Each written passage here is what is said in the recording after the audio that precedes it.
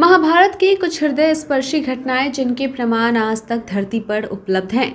महाभारत का ग्रंथ अपने आप में अनेक ज्ञान, विज्ञान, रहस्य, रोमांच, अद्भुत घटनाओं और संबंधों का रहस्यमय बातों और कहानियों का विशाल संग्रह है।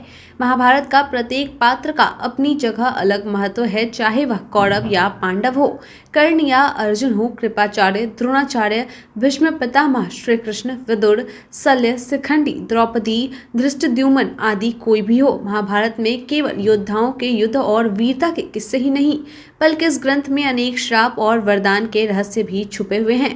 वास्तविकता यही है कि महाभारत की कथा युद्ध के बाद भी खत्म नहीं होती। वास्तव में महाभारत की असली कथा तो युद्ध के बाद ही शुरू होती है, जो आज तक निरंतर चालू है। कहा जाता है कि वर्तमान काल में चल रहा कलयुग का कलिकाल भी महाभारत की ही देन है। इस वीडियो में हम आपको महाभारत से संबंधित कुछ खास स्थलों के बारे में बताएंगे जो इतिहास में प्रसिद्ध है। कहा जाता है कि इन ऐतिहासिक स्थलों पर आज तक महाभारत काल की घटनाओं के सबूत मौजूद हैं। कुरुक्षेत्र ही वह स्थान है जहां महाभारत का युद्ध हुआ था। कुरुक्षेत्र आज हरियाणा का एक प्रसिद्ध स्थान है। यहाँ पर भारतीय पुरातत्व सर्वेक्षण विभाग के द्वारा अनेक अवशेष ऐसे मिले हैं जिनका संबंध महाभारत से है। इन अवशेषों में बाण और भाले प्रमुख हैं, जिनका महाभारत युद्ध में प्रयोग किया गया था। इस भूमि में बहुत से महान योद्धाओं ने वीर गति प्राप्त की थी। इस कुरुक्षेत्र को वह सौभाग्य प्राप्त है जहाँ पर श्री कृष्ण भगवान ने अर्जुन को गीता उपदेश सुनाकर उनका मोह भंग किया था। तब कहीं जाकर वह युद्ध करने के लिए तैयार हुए थे। कुरुक्षेत्र में आज भी एक प्राचीन कुआं है, जिसके बारे में कहा जाता है कि इसी के आसपास कर्ण ने अभिमन्यु को धोखे से मार डालने के लिए महाभारत युद्ध में चक्रव्यूह की रचना की थी, जिसमें अभिमन्यु वीर गति को प्राप्त हुआ था। पांडवों के विश्राम के लिए शकुनी ने कहने पर दुर्योधन ने 1 लाख से बना हुआ महल तैयार कराया था, जो लाक्षागृह के नाम से जाना जाता है। लाख ऐसा चीज है जिसमें यदि आग लग जाए तो फिर यह बहुत तेजी से फैलता है। दुर्योधन ने पांडवों की हत्या के लिए यह षड्यंत्र रचा था। पांडवों के इस महल में रुकने के बाद चुपके से इस महल में रात्रि में आग लगा दी गई थी, ताकि सोते हुए पांडव जलकर मर जाएं।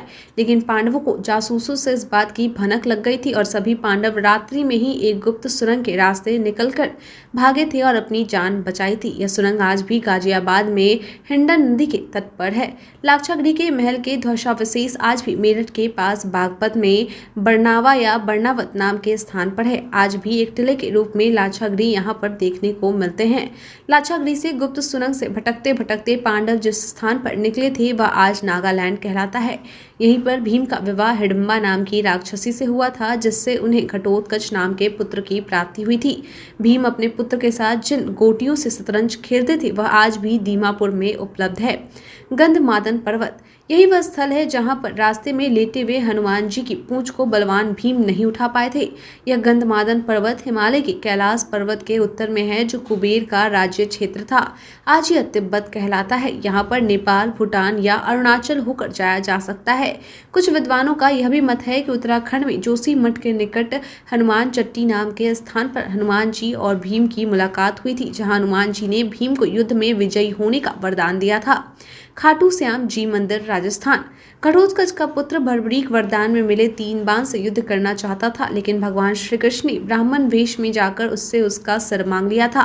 दान के बाद श्री कृष्ण ने बर्बरीक को कलयुग में खुद के नाम से पूजा होने का वरदान दिया था। कृष्ण ने बर्बरीक के कटे हुए सिर को एक स्थान पर रखवा दिया था, जिसकी पूजा आज खाटू श्याम जी के रूप में होती है, जो सीकर जिले में राजस्थान में है। यह काफी प्राचीन मंदिर है। महाभारत युद्ध के अंत में कृष्ण के मना करने पर भी अश्वत्थामा ने ब्रह्मास्त्र का प्रयोग किया था, लेकिन उससे उस अस्त्र को वापस लौटाना नहीं आता था। प्रत्युत्तर में अर्जुन ने भी ब्रह्मास्त्र चलाया था। दोनों के ब्रह्मास्त्र से सिंधु घाटी के नगर नष्ट हो गए थे, जिसके अवशेष आज भी हैं। श्री कृष्ण जन्म स्थान मथुरा उत्तर प्रदेश के मथुरा में ही श्री कृष्ण का जन्म हुआ था, जो महाभारत की अनेक घटनाओं का साक्षी है। इस नगर पर जरासंध ने कई बार आक्रमण किए थे। कंस जिस स्थल पर मथुरा में रहता था वह आजकल कंस के किले के नाम से प्रसिद्ध है। व्यास पोथी। उत्तराखंड के हिमालय में बद्रीनाथ से कुछ ही दूरी पर माना नाम के गांव में व्यास पोथी नाम का स्थल है। यहीं पर व्यास गुफा है, जिसके पास ही एक और गुफा है जिसे गणेश गुफा के नाम से जाना जाता है। माना जाता है किसी व्यास गुफा में बैठकर व्यास जी ने महाभारत को बोलकर सुनाया था, जिसे उनके कहने पर गणेश जी ने लिपिबद्ध किया था। कहा जाता है कि स्वेच्छा से राज्य त्याग के बाद महाराज पांडु अपनी दोनों पत्नी कुंती और माद्री के साथ हिमालय में जिस स्थान पर रहते थे, उस स्थल को पांडुकेश्वर तीर्थ के रूप में आज भी जाना जाता है। कहा जाता है कि पांचों पांडवों को जन्म इसी स्थान पर हुआ था, जो आज पांडुकेश्वर के नाम से प्रसिद्ध है। जरासंध का अखाड़ा। बिहार में राजगृह में कंस के ससुर जरासंध का अखाड़ा आज भी देखने को मिलता है। जरासंध काफी शक्तिशाली था। श्री कृष्ण के संकेत पर इसी जरासंध के अखाड़े में भीम ने जरासंध का वध किया था। अर्जुन गुफा।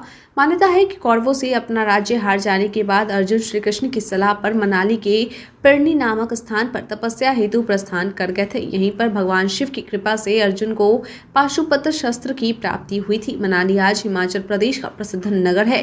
प्राचीन धर्मशास्त्रों में मनाली को मनु का घर बताया गया है। जिस स्थान पर अर्जुन ने तप किया था वह आज अर्जुन गुफा के नाम से जाना जाता है।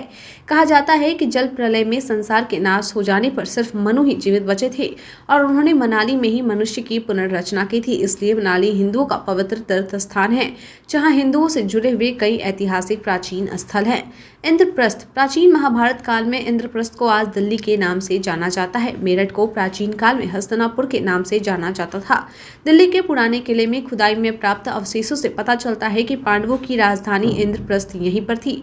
दिल्ली कई ऐतिहासिक घटनाओं का गवाह रहा है। दिल्ली का पुराना किला पांडवों का बनवाया हुआ है, जो यमुना नदी के तट पर स्थित है। कालांतर में इस किले का पुनरुद्धार होता रहा। महाभारत काल में इंद्रप्रस्थ जो आज दिल्ली है वह पांडवों की राजधानी थी और हस्तिनापुर जो गंगा के किनारे था वह कौरवों की राजधानी थी। हस्तिनापुर आजकल मेरठ के नाम से जाना जाता है। द्वारिकापुरी। मान्यता है कि महाभारत युद्ध के उपरांत श्री कृष्ण की नगरी द्वारिका पर अदृश्य शक्तियों ने आक्रमण कर दिया था, जिस कारण उसका नाश हो गया और वह समुद्र में विलीन हो गई थी। महाभारत काल में द्वारिका एक प्रमुख स्थल था, जो कई प्राचीन और ऐतिहासिक घटनाओं का केंद्र था। गुजरात के पश्चिमी तट पर समुद्र में डूबे हुए हजारों वर्ष पुराने शहरों की खोज की गई है, जिसमें द्वारिका भी है एक। गुजरात के पश्चिमी तट पर समुद्र में डूबे हुए हजारों वर्ष पुराने शहरों की खोज की गई है, जिसमें द्वारिका भी एक है। महाभारत युद्ध के बाद श्री कृष्ण अपने कुल के समस्त कुटुंबीजन को लेकर द्वारिकापुरी में बस गए थे, जिसके बाद में गांधारी के श्राप से नाश हो गया था। महाभारत काल की धरती पर विराजमान इन स्मरणीय स्थलों के बारे में आपका क्या विचार है, कमेंट करके जरूर बताएं। आज के लिए इतना ही, धन्यवाद।